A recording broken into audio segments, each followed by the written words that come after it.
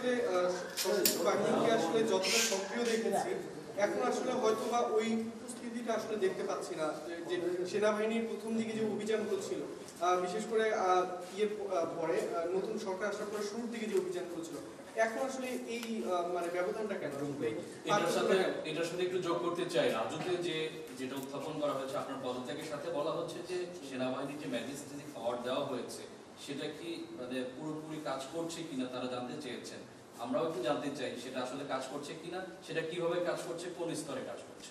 ম্যাজিস্ট্রেটিক পাওয়ার তাদের যে ক্ষেত্রে দেওয়া হয়েছে ওটা ঠিকভাবেই কাজ চলতেছে। এই যে দেখেন সেনাবাহিনীর অফিসারও কিন্তু এখানে আছে, তারাও কাজ করে যাচ্ছে, তারাও কাজ করছে, সবাই কাজ করতেছে দেখে কিন্তু আমরা একটু আগের থেকে পরিস্থিতি একটু ভালো দিকে গেছে। এটা আরো ভালো দিকে যেন যায় আমরা চেষ্টা করব, এবং আমি এই ব্যাপারে আপনাদেরও একটু সহযোগিতা চাই। আপনারা কিন্তু সব ব্যাপারে আমাদের সহযোগিতা করে যাচ্ছেন, ভবিষ্যতে আপনারা আমাদের সহযোগিতা করতে যাবেন। যেমন বিদেশি প্রচার মাধ্যমে আমাদের সম্বন্ধে অনেক কিছু আজেবাজে লিখত, আপনারা কিন্তু ওইটা প্রতিবাদ করে এবং সঠিক সংবাদ দিয়ে কিন্তু আপনারা দেশকে বাঁচিয়েছেন এবং আমাদের উপকার করছেন। আপনারা ভবিষ্যতে এইটাও করে যাবেন, আমি আশা করি।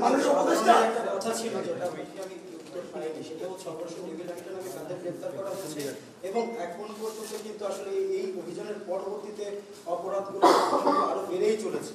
এই বিষয়টা যদি একটু স্পষ্ট। টেবিল হাতের আওতায় সন্ত্রাসীদের গ্রেফতার করা হচ্ছে, যারা সন্ত্রাসী, যারা সন্ত্রাস কর্মকাণ্ডের সাথে জড়িত তাদেরই গ্রেফতার করা হচ্ছে।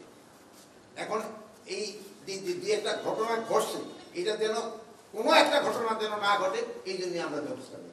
শুরু থেকে আমরা বিভিন্ন ছিনতাইয়ের ঘটনা যা দেখেছি যে মোটরসাইকেলে করে 3 জন বা 2 জন মিলে এসে তারা 3-4টি মোটরসাইকেল করে নিয়ে এসে ছিনতাই কাজটি করছে। তো এই মোটরসাইকেলে একাধিক ব্যক্তি চলাচলের ব্যাপারে এ ধরনের আলাদা কোনো নির্দেশনা কি আপনারা চিন্তা করছেন, দেবেন কিনা?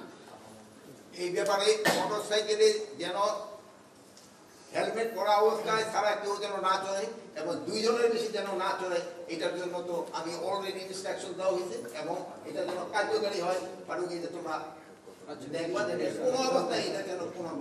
মাননীয় উপদেষ্টা, শুধু ছিনতাই নয়, শিক্ষার্থীরা বিশেষ করে নারী শিক্ষার্থীরা বলছে যে স্বরাষ্ট্র উপদেষ্টা এবং আইন উপদেষ্টা যখন দায়িত্ব নেয় সবার আগে তাদের নারীদের নিরাপত্তার কথা চিন্তা করা উচিত ছিল।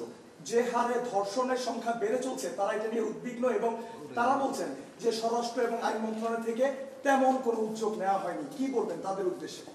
তাদের উদ্দেশ্যে বলবো, আমার মা বোনদের ভয়ের কোনো কারণ নেই, তাদের ব্যাপারে আমরা সব সময় কনসার্ন এবং তাদের কোনো ধরনের যেন কোনো রকমের সমস্যা করতে না হয় এবারে আমরা সব সময় সজাগ আছি এবং আইন শৃঙ্খলা বাহিনীও এই ব্যাপারে সব সময় সজাগ আছে।